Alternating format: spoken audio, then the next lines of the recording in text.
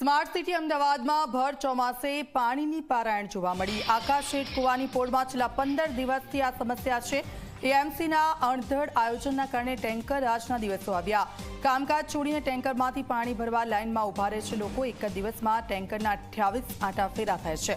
મહત્વનું છે કે સારંગપુર પાણીની ટાંકી જર્જરિત થવાને કારણે તેને બંધ કરવામાં આવી છે, ત્યારે વૈકલ્પિક વ્યવસ્થા વિના જ ટાંકીમાંથી પાણી વિતરણ બંધ કરાતા સ્થાનિકો પરેશાન થઈ ગયા છે।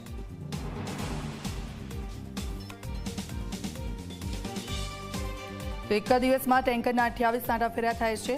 અબજુ સારંગપુર ખાતે આવેલી જે પાણીની ટાંકી છે જર્જરિત હતી અને તેના કારણે ત્યાંથી પાણી સપ્લાય બંધ કરવામાં આવ્યું છે, પરંતુ આસપાસના જે લોકો છે તે લોકો હેરાન પરેશાન થઈ ગયા છે। ગૌરવ પટેલ અમારી સાથે લાઈવ જોડાઈ ગયા છે અને તેમની પાસેથી વધુ માહિતી લઈશું કે શું પરિસ્થિતિ છે હાલ ત્યાંના લોકોની। ગૌરવ, પાણીની ટાંકી જર્જરિત છે અને તેને બંધ કરી દેવામાં આવી છે અચાનક, એટલે સ્વાભાવિક છે કે આસપાસના લોકોને પાણીનો પુરવઠો તો નથી મળતો, પરંતુ તેમના માટે કોઈ વૈકલ્પિક વ્યવસ્થા નહીં, ત્યાંના લોકોની હાલત શું છે અત્યારે?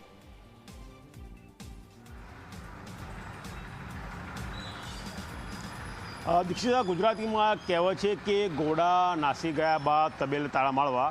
આ દ્રશ્ય તમે જોઈ શકો છો અમદાવાદના ખાડિયા વિસ્તારમાં કે જ્યાં પાણીની પારાવાર સમસ્યા સર્જાય છે, પાણીની પારાયણ સર્જાય છે। પારાયણ એટલા માટે સર્જાય કે જે રીતે એક બ્રિજ ધરાશાયી થયો કે તાત્કાલિક સરકારનું આખું તંત્ર કામે લાગીને જે પણ કોઈ મોટી ઇમારતો હોય કે જે ધરાશાયી થવાની અથવા તો જર્જરિત થયેલ હોય તેના તાત્કાલિક સર્વે કરવામાં આવે, જેમાં સારંગપુર ખાતે રહેલી પાણીની ટાંકી જર્જરિત અવસ્થામાં હોવાનું માલુમ પડ્યું। તાત્કાલિક અસરથી સારંગપુર ખાતે રહેલી પાણીની ટાંકી બંધ કરવામાં આવી, પરંતુ એ પાણીની ટાંકીથી ખાડિયા વિસ્તારને પાણીનો પુરવઠો પૂરો પડતો હતો, તેની વૈકલ્પિક વ્યવસ્થા કોઈ કાળે ઊભી કરવામાં આવી નહીં અને સ્થિતિ એ આવી કે એક દિવસના 64 કરતાં વધારે ટેન્કર ખાડિયામાં મોકલવાની ફરજ પડી।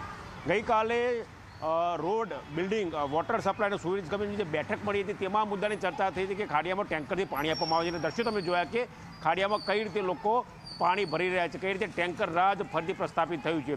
સ્થાનિક લોકો સાથે વાત કરીશું કે કયા પ્રકારની પરિસ્થિતિ છેલ્લા કેટલા દિવસથી ભોગવી રહ્યા છે। નામ તમારું? શંકરભાઈ મોદી। શંકરભાઈ, શું સ્થિતિ છે ખાડિયામાં હાલ? ખાડિયામાં સ્થિતિ બહુ ખરાબ છે। પાણીને કારણે ધંધામાં જવાની ટાઈમ મળતી નથી અમને। 12 વાગ્યા સુધી અહીંયા પાણીની રાહ જોવી પડે, એટલે બહુ ત્રાસ છે પાણીની। કેટલી ટેન્કર રોજની આવે છે? ક્યારેક દિવસમાં 2 ટેન્કરો 3 ટેન્કર સુધી આવે છે, પણ થોડી લેટ આવે એટલે ધંધામાં જવાની થોડી ત્રાસ લાગે લોકોને। જેટલું પાણી આવે જેટલું પાણી પૂરતું હોય છે, બીજી ટેન્કર મંગાવવી પડે છે? નહીં, મંગાવવી પડે, એટલી પૂરતી થતી નહીં, કેમ કે આમાં પોળમાં વસ્તી વધારે છે ને 2-3 ટેન્કરોથી કાંઈ થતો નહીં, એટલે ત્રાસ લાગે છે। કેટલા સમયથી સ્થિતિ છે? એ લગભગ 10 દિવસ 15 દિવસ થઈ ગયા। 10-15 દિવસથી ત્રાસ છે પાણીની। તો તમે જોયું કે આ સ્થાનિક વ્યક્તિ હતા જેમનું કહેવું છે કે છેલ્લા 10-15 દિવસથી આ પ્રકારની પાણીની પરિસ્થિતિ અહીંયા જોવા મળી રહી છે। અન્ય કેટલાક નાગરિકો છે તેમની સાથે વાત કરવાનો પ્રયત્ન કરીશું। બેન, અહીંયા પાણી પૂરતા પ્રમાણમાં આવે છે કે નથી આવતું? સોરી, તો એ બોલવાની તેઓ ના પાડે છે, પાણી પૂરતા પ્રમાણમાં આવે છે કે કેમ? અન્ય સાથે બેન, પાણી મળે છે અહીંયા અત્યારે હાલ? હે, પાણી ફ્લેટમાં રહે છે એટલે એમને પ્રોબ્લેમ નથી। એટલે ટેન્કર આવે છે કે બોરનું છે?